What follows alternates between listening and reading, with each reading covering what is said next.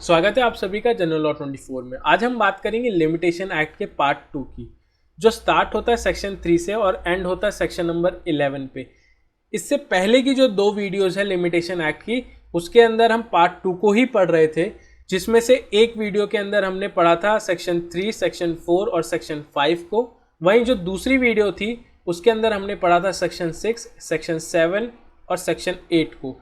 यानी कि अब टोटल 3 सेक्शंस बच रहे हैं लिमिटेशन एक्ट के इस पार्ट 2 में। वो है सेक्शन 9, सेक्शन 10 और सेक्शन 11। इन तीनों सेक्शंस को हम इस वीडियो में कवर करेंगे और इन तीनों सेक्शंस को पढ़ने के बाद लिमिटेशन एक्ट का जो ये पार्ट 2 वाला पोर्शन है वो कंप्लीट हो जाएगा। उसके बाद हम अपनी अगली वीडियो से लिमिटेशन एक्ट के पार्ट 3 को स्टार्ट करेंगे। ठीक है, so let's start with the video.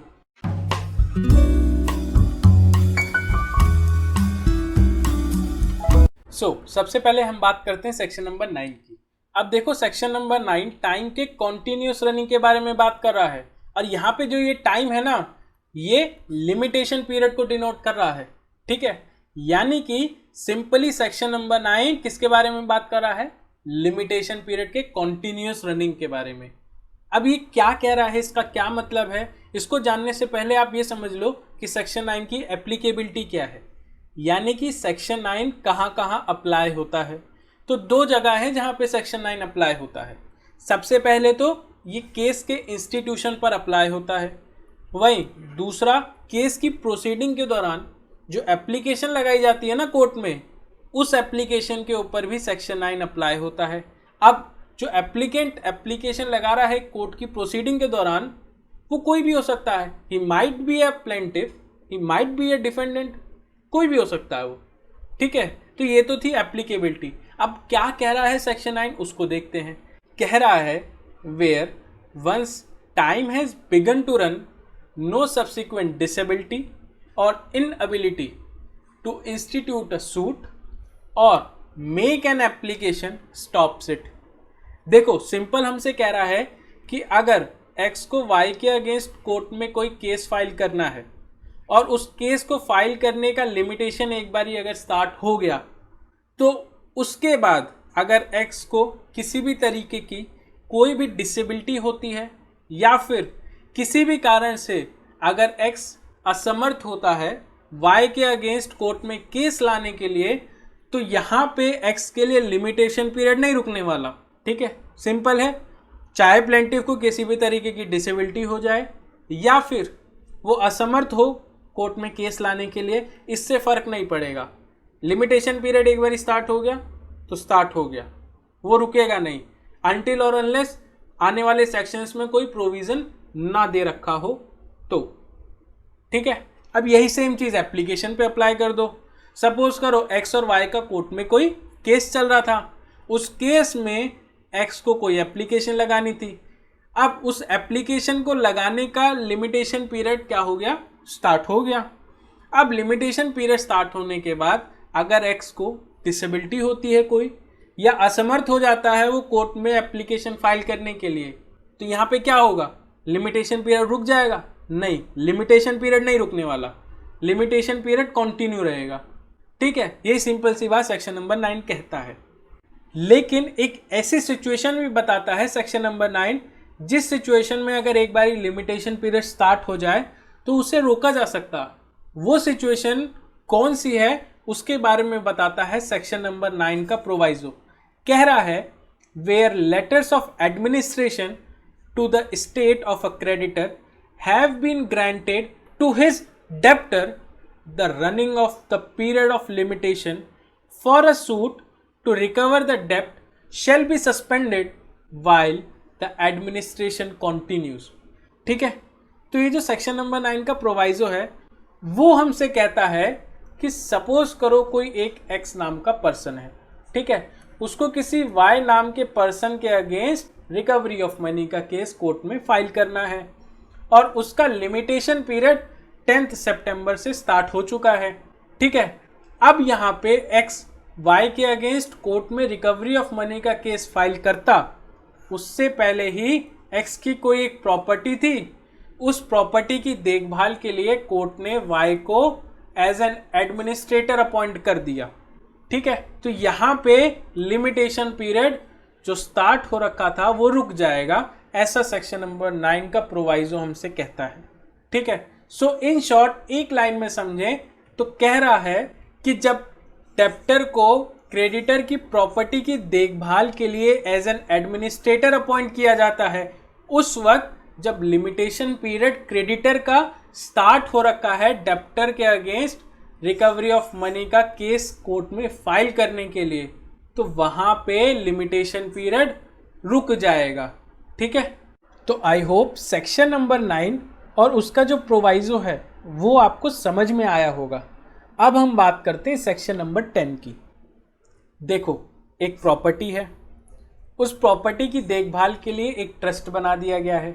अब ट्रस्ट है तो ट्रस्टी भी होंगे। अब सपोज करो इस ट्रस्ट में टोटल 3 ट्रस्टी हैं, ए, बी और सी। अब इन 3 ट्रस्टी में से एक ट्रस्टी सपोज करो बी इस प्रॉपर्टी को मिस यूज़ कर रहा है अपने पर्सनल बेनिफिट के लिए, जिसके कारण इस प्रॉपर्टी के जो बेनिफिशियरीज हैं, यानी कि जो इस प्रॉपर्टी से बेनिफिट ले रहे हैं, उनको नुकसान हो रहा है। तो अब ऐसी सिचुएशन में ये जो बेनिफिशियरीज हैं वो बी के अगेंस्ट, या फिर अगर बी नहीं है तो उसके रिप्रेजेंटेटिव के अगेंस्ट केस फाइल कर सकते हैं कोर्ट में, और उसके लिए कोई भी लिमिटेशन पीरियड नहीं है। यही बताता है सेक्शन नंबर 10। आप ऐसा मान सकते हैं कि जो सेक्शन नंबर 10 है ना, वो सेक्शन नंबर 3 का जो क्लॉज 1 है उसका एक्सेप्शन है। वहाँ पे दे रखा था कि एक समय सीमा दे रखी है, उस लिमिटेशन पीरियड में आप केस लेकर आएंगे तो आपका केस एक्सेप्ट होगा कोर्ट में।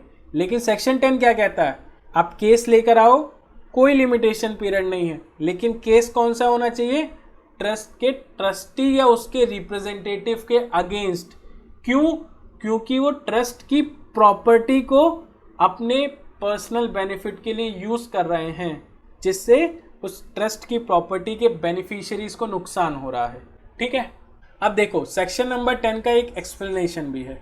अब वो क्या कह रहा है, कह रहा for the purpose of this section any property compromised in a Hindu, Muslim और Buddhist religious or charitable endowment shall be deemed to be a property vested in trust for a specific purpose, and the manager of the property shall be deemed to be the trustee thereof।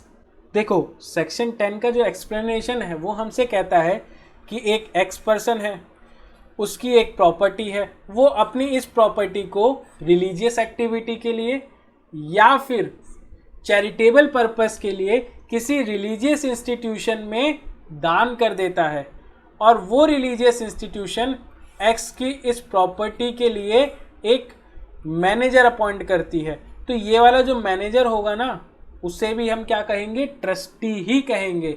और जब ये manager इस property का misuse करेगा अपने personal benefits के लिए, तो ये वाली जो प्रॉपर्टी के बेनिफिशियरीज होंगे ना, वो इस मैनेजर के अगेंस्ट या फिर इस मैनेजर के रिप्रेजेंटेटिव के अगेंस्ट केस फाइल कर सकते हैं, और केस फाइल करने का कोई लिमिटेशन पीरियड नहीं होगा।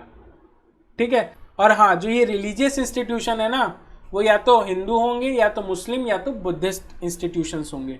ठीक है, अच्छा एक बात और ध्यान में रखना कि जो ये प्रॉपर्टी ट्रस्ट में दी जा रही है या फिर जो ये प्रॉपर्टी रिलीजियस इंस्टीट्यूशन में दान की जा रही है, वो प्रॉपर्टी किसी वैल्यूएबल कंसिडरेशन के तहत न दी जा रही हो, यानी कि प्रॉपर्टी को देने के बदले कोई पैसे नहीं लिए जा रहे हो। अगर पैसा लिया जा रहा है प्रॉपर्टी के ओनर द्वारा तो फिर तो वो सेल हो गया ना, वो ट्रस्ट की कैटेगरी में कहाँ आया। इसीलिए वो प्रॉपर्टी जो ट्रस्ट को दी जा रही है या फिर रिलीजियस इंस्टीट्यूशन को दी जा रही है चैरिटेबल पर्पस के लिए या फिर रिलीजियस एक्टिविटी के लिए, वहाँ पे वैल्यूएबल कंसिडरेशन नहीं होना चाहिए। ठीक है, so this is all about section number 10। I hope आपको समझ में आया होगा। अब हम बात करते हैं सेक्शन नंबर 11 की। तो वो कॉन्ट्रैक्ट्स जो इंडिया की टेरिटरी के बाहर किए गए हैं, लेकिन उन कॉन्ट्रैक्ट्स के रिगार्डिंग केस इंडिया में लाया गया है, तो क्या उन केसेस के ऊपर इंडिया का लिमिटेशन एक्ट अप्लाई होगा? और अप्लाई होगा अगर इंडिया का लिमिटेशन एक्ट, तो कैसे अप्लाई होगा, वही सब बताता है सेक्शन नंबर 11। ठीक है, ये तो मोटा मोटा मैंने आपको बता दिया कि सेक्शन 11 आपको क्या बातें बताता है। ठीक है, अब वो क्या कह रहा है उसको डिटेल में समझते हैं। तो सेक्शन 11 अपनी बातें टोटल 2 क्लॉजेस के अंदर बताता है। ठीक है, जहां उसका पहला क्लॉज हमसे कहता है suit instituted in the territories to which this act extends on contract entered into the state of Jammu Kashmir और in a foreign country shall be subject to the rules of limitation contained in this act। देखो simple कह रहा है कि जहां पे case apply होगा वहीं का लिमिटेशन एक्ट अप्लाई किया जाएगा। यानी कि केस अगर इंडिया में आया है तो लिमिटेशन एक्ट इंडिया का ही लगेगा। ठीक है, फॉर एग्जाम्पल एक एक्स पर्सन है और एक वाई पर्सन है, इन दोनों ने कॉन्ट्रैक्ट किया किसी फॉरेन कंट्री में या फिर स्टेट ऑफ जम्मू कश्मीर में। हालांकि जो स्टेट ऑफ जम्मू कश्मीर वाला पॉइंट है उसको अब एक्सक्लूड कर दिया गया है 2019 के अमेंडमेंट के बाद से। ठीक है, यानी कि अब जम्मू कश्मीर में कोई कॉन्ट्रैक्ट होगा तो वो कॉन्ट्रैक्ट के रिगार्डिंग केस चाहे इंडिया के किसी और हिस्से में किया जाए या फिर जम्मू कश्मीर में किया जाए, उसके ऊपर लिमिटेशन एक्ट ही लागू होगा। ठीक है, तो जम्मू कश्मीर को आप साइड कर दीजिए, बात करते हैं केवल फॉरेन कंट्रीज के बारे में। तो कह रहा है कि एक्स और वाई ने जब कोई कॉन्ट्रैक्ट किया है फॉरेन कंट्री में और उस कॉन्ट्रैक्ट के रिगार्डिंग एक्स केस लेकर आता है इंडिया में, तो उस केस के ऊपर इंडिया का लिमिटेशन एक्ट अप्लाई होगा। अगर एक्स उस कॉन्ट्रैक्ट के रिगार्डिंग केस लेकर जाता उस फॉरेन कंट्री में जहां पे वो कॉन्ट्रैक्ट किया गया है तो वहां का लिमिटेशन एक्ट अप्लाई होता है, लेकिन इंडिया लेकर आया है ना वो केस, तो इंडिया का लिमिटेशन एक्ट अप्लाई होगा। ठीक है, सिंपल केवल इतना ही बताता है सेक्शन 11 का पहला क्लॉज। ठीक है, अब हम बात करते हैं सेक्शन 11 के सेकंड क्लॉज की। कहता है no rule of limitation in force in the state of Jammu Kashmir. वही स्टेट ऑफ जम्मू कश्मीर आप साइड कर दीजिए, 2019 के अमेंडमेंट के बाद इसका आप कोई काम नहीं है। ठीक है, तो कह रहा है no rule of limitation in force in a foreign country shall be a defense to a suit instituted in the said territory on a contract entered into in that state on in a foreign country। ठीक, देखो simple ये कहता है कि x ने y के साथ कोई कॉन्ट्रैक्ट किया। ठीक है, अब उस कॉन्ट्रैक्ट का वो हिस्सा जो y को परफॉर्म करना था y परफॉर्म नहीं कर रहा, तो अब x का तो राइट बन गया ना y के अगेंस्ट केस फाइल करे स्पेसिफिक परफॉर्मेंस के लिए। ठीक, अब सपोज करो x और y ने जो कॉन्ट्रैक्ट किया था वो किया था रशिया में। अब रशिया में x अगर y के अगेंस्ट केस फाइल करता है स्पेसिफिक परफॉर्मेंस के लिए तो वहां पे लिमिटेशन पीरियड x को मिलेगा 2 इयर्स का। ठीक है, एग्जाम्पल लेकर चल रहे हैं केवल एक। लेकिन अगर x y के अगेंस्ट इंडिया में स्पेसिफिक परफॉर्मेंस के लिए केस फाइल करता तो उसको 4 साल का टाइम मिलता। ठीक है, एग्जाम्पल ही है केवल। अब सपोज करो x y के अगेंस्ट स्पेसिफिक परफॉर्मेंस के लिए इंडिया में केस लेकर आता है 3 साल बाद from the date of the cause of action. ठीक है, तो अब यहाँ पे y इस बात का डिफेंस नहीं ले सकता कि सर रशिया के लिमिटेशन एक्ट के अकॉर्डिंगली x का लिमिटेशन पीरियड खत्म हो चुका है, इस वजह से x मेरे अगेंस्ट जो केस लेकर आया है उसको डिसमिस कर दिया जाए। ठीक है, यानी कि एक पर्सन जो इंडिया में केस लेकर आया है उस कॉन्ट्रैक्ट के रिगार्डिंग जो इंडिया के बाहर किया गया है, वहां पे उस केस के अंदर दूसरी पार्टी इस बात का डिफेंस नहीं ले सकती कि सर जहां पे कॉन्ट्रैक्ट किया गया था ना वहां के हिसाब से लिमिटेशन पीरियड खत्म हो चुका है, इस वजह से आप केस डिसमिस कर दो, ऐसा नहीं होगा। ठीक, लेकिन 2 ऐसी सिचुएशन भी दे रखी हैं सेक्शन 11 के सेकंड क्लॉज में जहां कोर्ट एक्सेप्ट करेगा डिफेंडेंट की डिफेंस को अगर डिफेंडेंट इन सिचुएशन में अपनी प्लीडिंग के अंदर कहे कि सर जिस कॉन्ट्रैक्ट के रिगार्डिंग आपके पास केस लाया गया है प्लेंटिफ द्वारा उस केस का लिमिटेशन पीरियड खत्म हो चुका है उस कंट्री के लिमिटेशन एक्ट के अकॉर्डिंग जहां पे वो कॉन्ट्रैक्ट किया गया है। ठीक है, तो अब वो 2 सिचुएशन कौन सी हैं उसको देख लेते हैं।